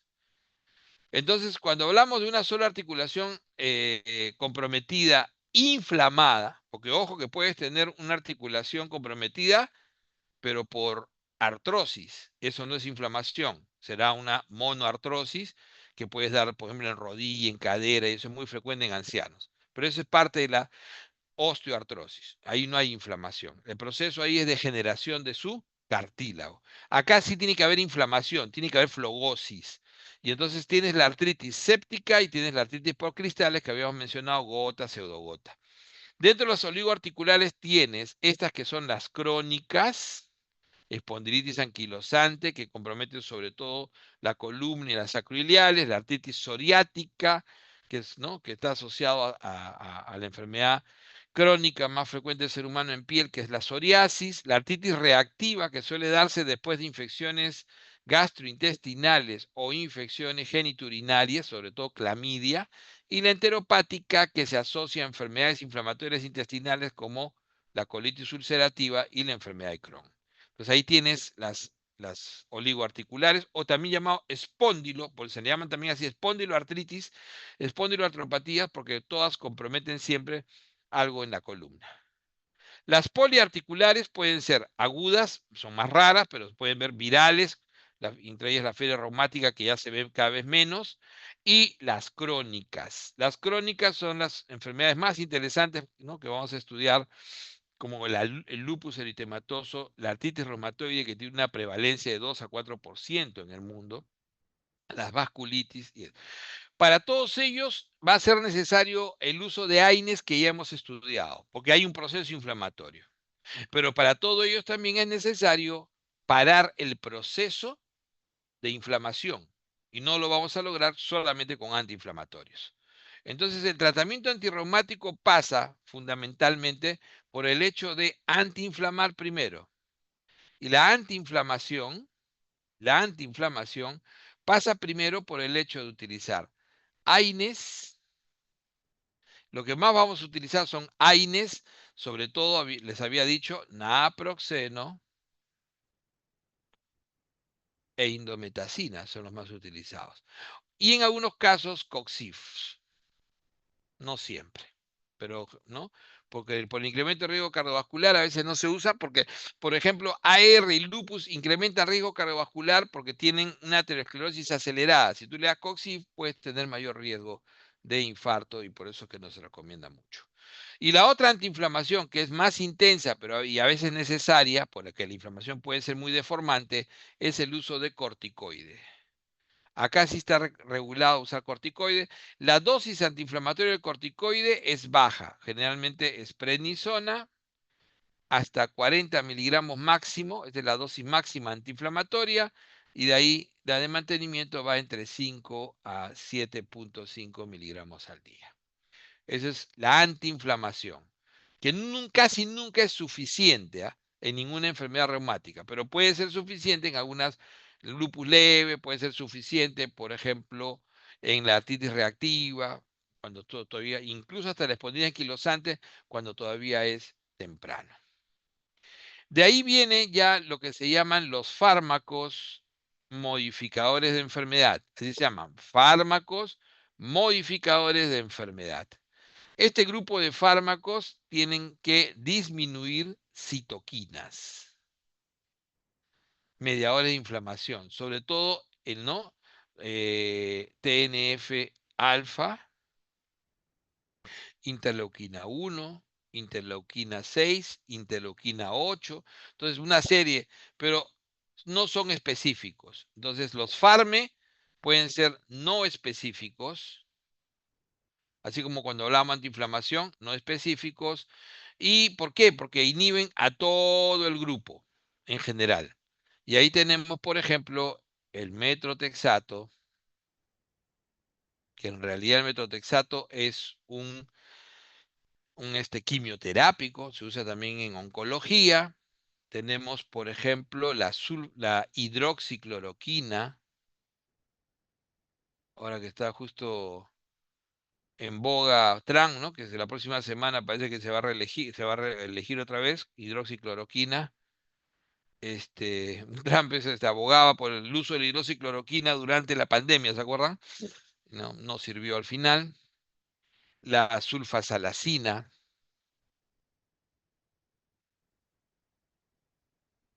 la leflunomida. Y hay otros más. Estos sirven fundamentalmente como fármacos modificadores de enfermedad en algunas enfermedades donde el mecanismo de acción fundamentalmente de daño está mediado por la acción de estas citoquinas, ¿no? Por la acción de estas citoquinas generalmente asociado a la alta actividad del linfocito T. Entonces, generalmente AR es el gran ejemplo del uso de estos fármacos. Estos fármacos modificadores de enfermedad pueden ser específicos y solamente ser específicos de un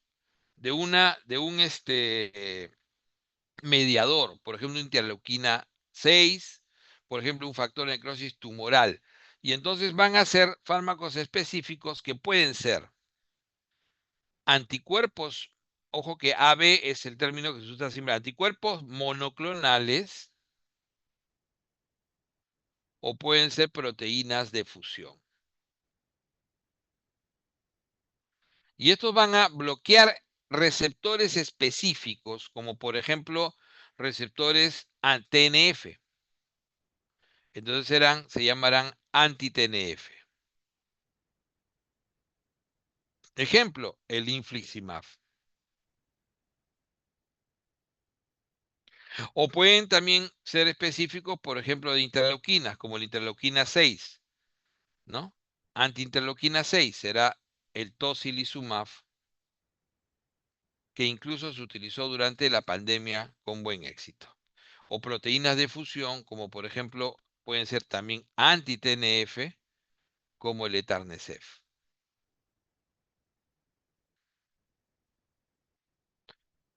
Entonces, estos ya serían los específicos, ¿ok? Los específicos. Entonces, es importantísimo tener en cuenta. Entonces, pero no todas las enfermedades van a ser mediadas solamente por mediadores de inflamación, por eso, sino también pueden ser enfermedades cuya mediación fundamentalmente, la gran actividad va a ser la infiltración linfocitaria. La inflamación por infiltración linfocitaria que termina produciendo muchas veces, ¿no? Complejos antígeno-anticuerpo, vasculitis y daño con infiltración linfocitaria. Para eso necesitas inmunosuprimir. Entonces hay enfermedades que el tratamiento va a pasar por la inmunosupresión. Y entonces habrá enfermedades cuya fisiopatología te dice, no, acá, como en el lupus, lo que predomina son los complejos inmunes, el daño vascular y la infiltración linfocitaria con el daño de tejidos. Entonces, acá necesitas parar la mano al linfocito, si es posible eliminarlo, inmunosuprimirlo. Entonces, lo primero de la inmunosupresión es el uso de corticoides en dosis alta, como por ejemplo 1 miligramo kilo peso de prednisona, ¿no? Entonces, una prednisona, por ejemplo, a una dosis de 1 miligramo kilo día es, o sea, pesa 80 kilos, 80 miligramos, es la dosis inmunosupresora. ¿Y por qué es importante? Porque recuerden que el corticoide lo primero que hace es bloquear la actividad de interleuquina 2, que es la interleuquina que encargada de la diferenciación y la proliferación de los linfocitos. ¿No es cierto? De los linfocitos. Entonces, por eso es importante. Entonces, por eso que generalmente cuando se inmunosuprime un paciente, puede dársele, si no quieres dar una inmunosupresión muy intensa, puedes solo darle corticoide, como, ¿no? Puede ser, o la mayoría de las veces le vas a dar el corticoide como inducción. También lo puedes usar como inducción de lo que va a venir después, ¿no? Y acá generalmente se usa la metilprednisolona. ¿Y qué cosa se induce? Induces, paras la actividad interleuquina 2 para que después venga el que va a depletar completamente los linfocitos y los va a borrar, que van a ser los inmunosupresores, que pueden ser, por ejemplo, la ciclofosfamida, la satioprina, después lo vamos a ver con mayor detenimiento, el micofenolato, el tacrolimus.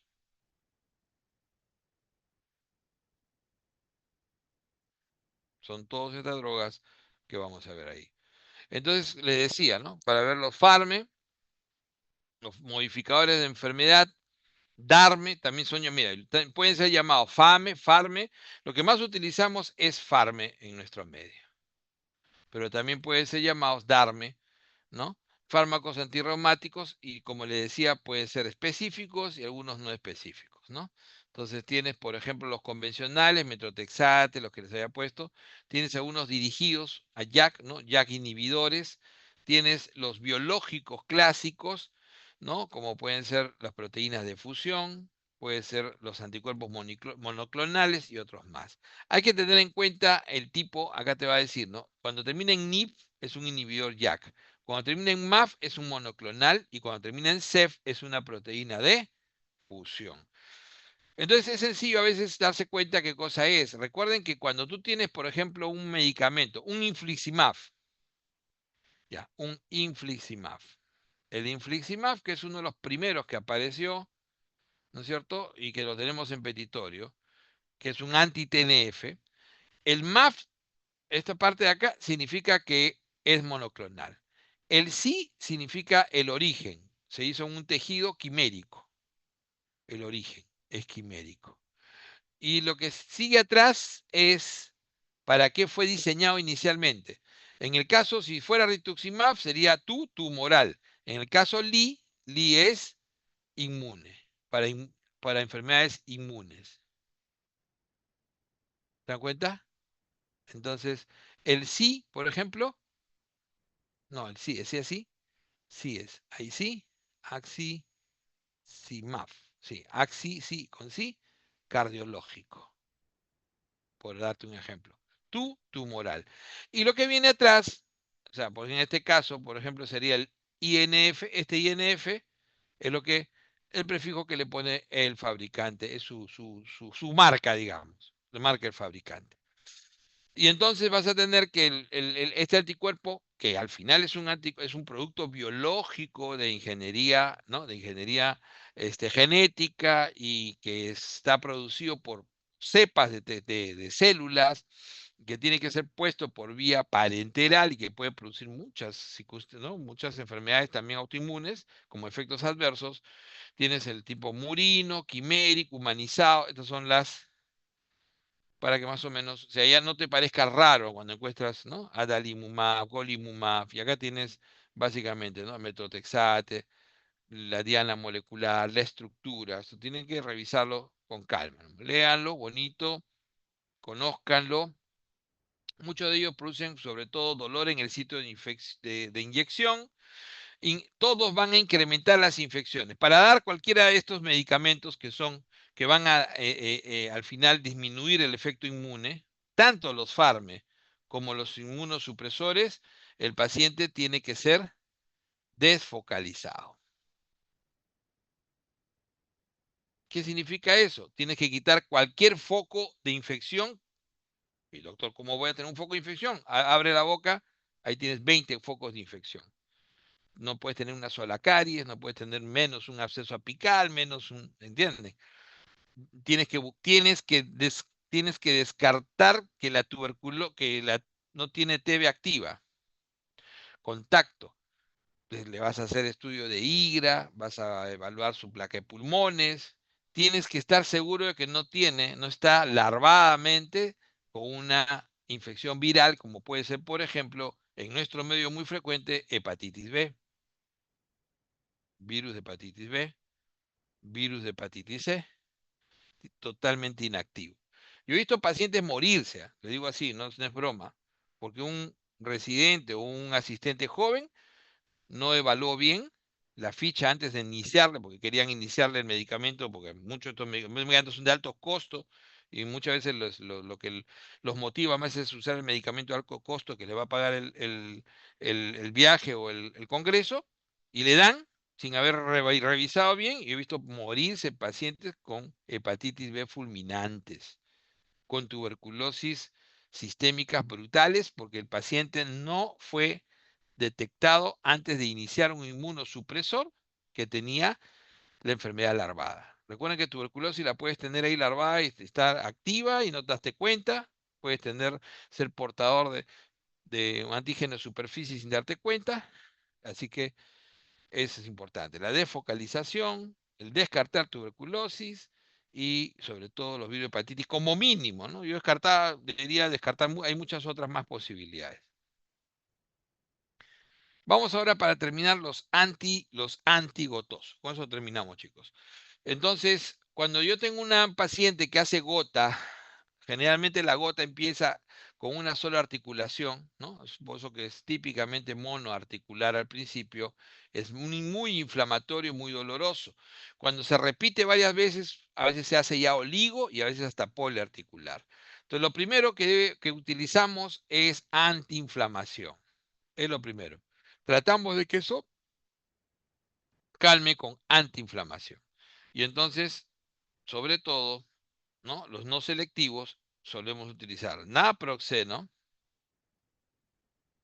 y indometacina.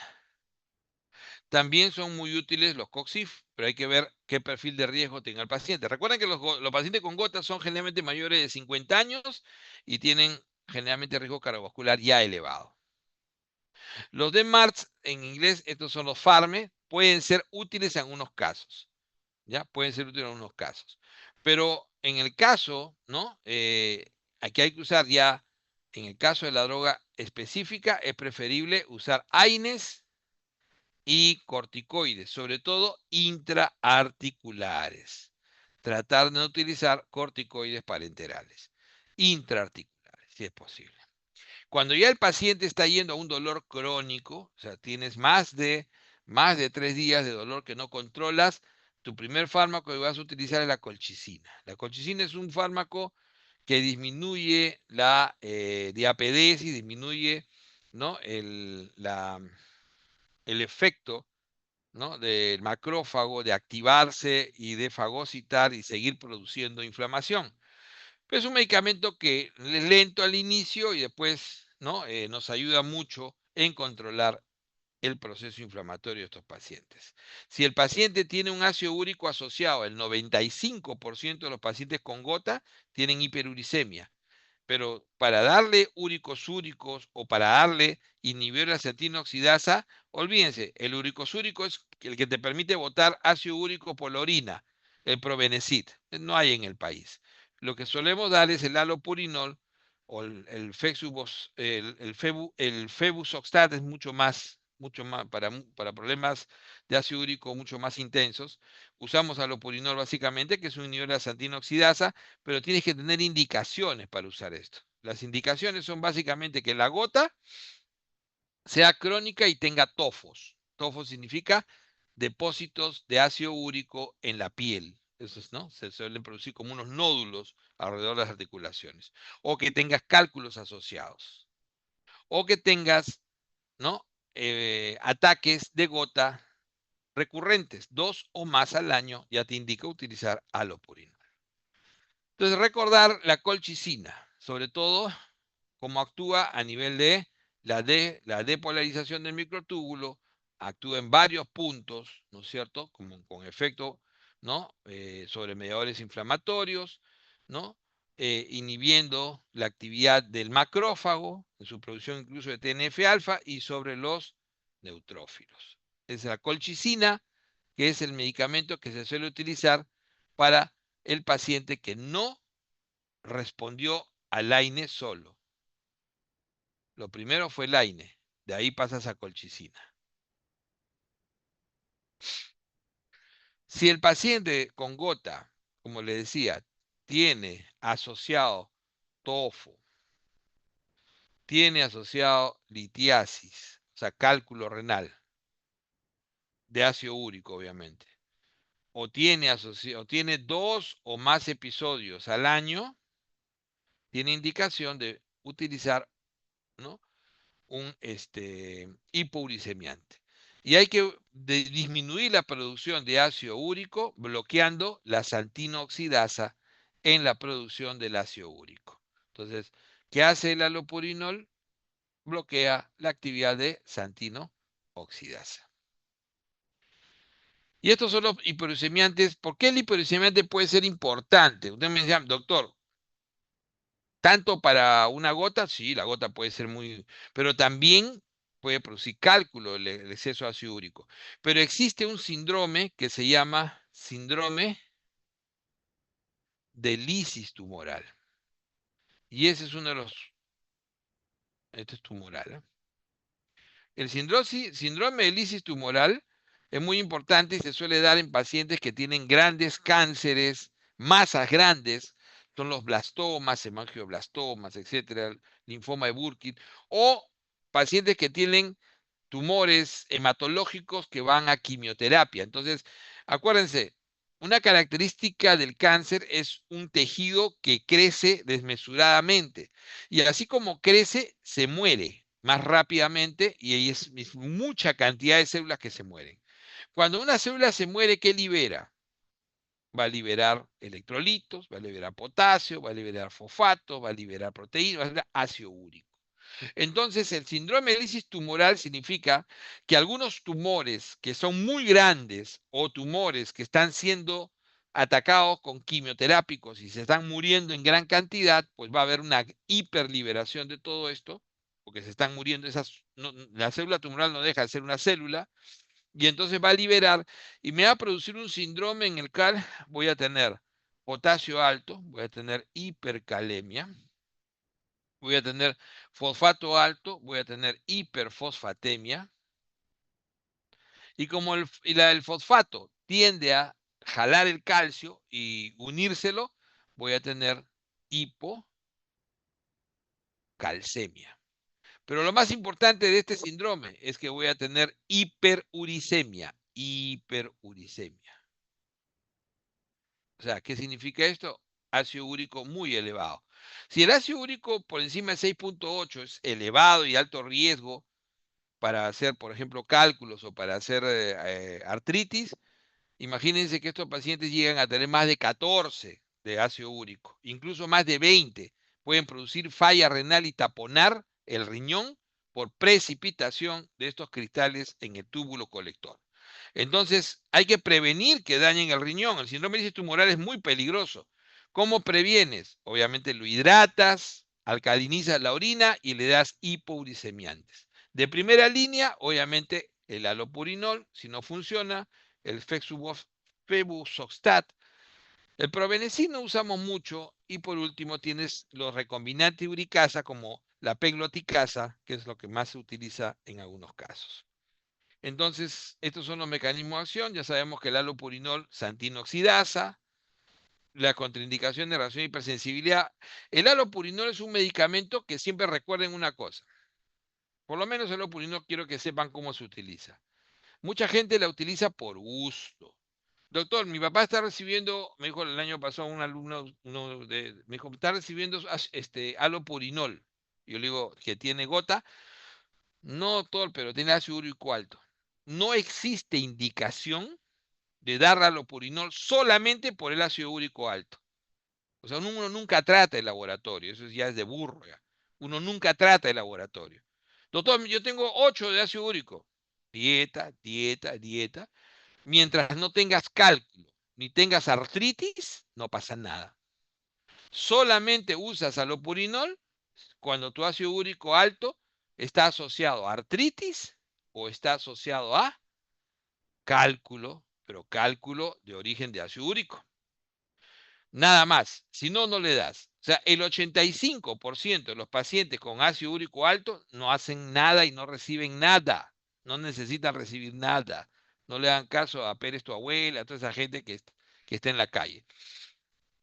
Y claro, el síndrome de lisis tumoral también va a recibir alopurinol, pero recuerden que esto pues, es muy específico, ¿no? Esto ya lo está manejando el oncólogo, el internista o el oncohematólogo definitivamente. Pero en general, tú como médico general vas a tener pacientes que van a venir con su laboratorio y te va a decir, doctor, tengo mi ácido úrico alto. Ya.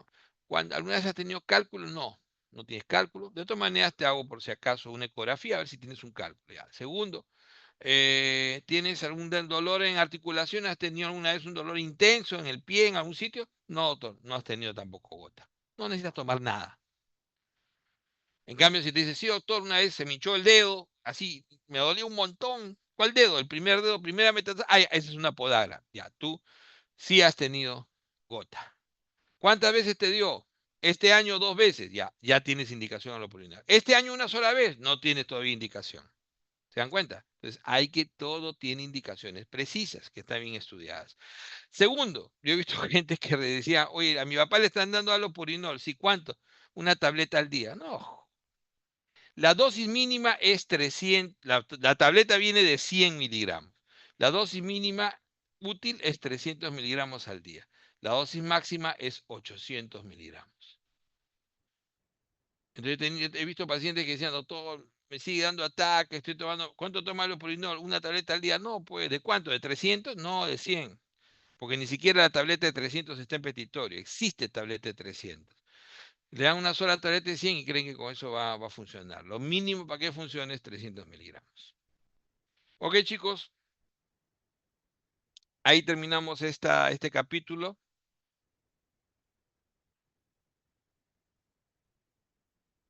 No sé si tienen alguna duda. Les aconsejo ver todas las clases del día lunes y ver este resumen. Y nos vemos el lunes. Creo que el lunes nos toca solamente examen, ¿no? O ya empezamos la clase. Sí, doctor, sería el examen, ya tocaría. Ya.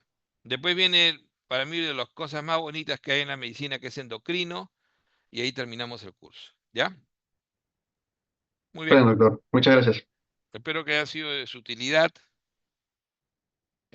Muy agradecido porque hace hasta esta hora y por la tolerancia de ponernos al día. Gracias. Como dice, alguien me preguntaba algo en el chat, no me di cuenta. Recording stopped. Alguien me preguntaba algo, decía, el examen solo la clase del lunes y hoy.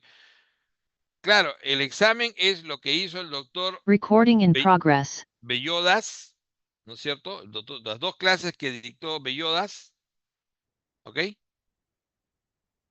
Más lo que se hizo este lunes, que son 4 clases, al final son 6, más la mía 7 clases. Pero la mía, acuérdense que la primera mitad ha sido resumen de lo del día lunes, ¿ya? Entonces entra todo eso. Está bien, doctor. Alguien me puso ahí, claro, ese rofecoxífera de Merck Chardon, ¿no? Yo no me acordaba. Sí, Merck era. Terrible, ¿ah? Terrible. Pero bueno, Merck es un buen laboratorio, pero esa fue una decisión de alguno de sus directivos que, bueno, sí, pues. Acuérdense que la industria farmacéutica es la más poderosa del mundo después de las armas. A veces, muchas veces ha pasado a las armas, ¿ah? Pero ahí se la juegan. Para que sea la más poderosa durante la pandemia, no se imaginan lo que han ganado la industria farmacéutica. Por eso que nos pueden ser las voluntades. Vamos, chicos, entonces a descansar y nos vemos el lunes. Creo que tenemos examen nada más, ¿no? ¿O hay clase? Eso no me acuerdo bien. ¿Delegado? Sería el examen ya, doctor, de esta unidad. Solamente examen, ¿no? Sí, Ya, excelente. Y tenemos una para el domingo lectura pendiente, ¿ya? sí. Ya, listo.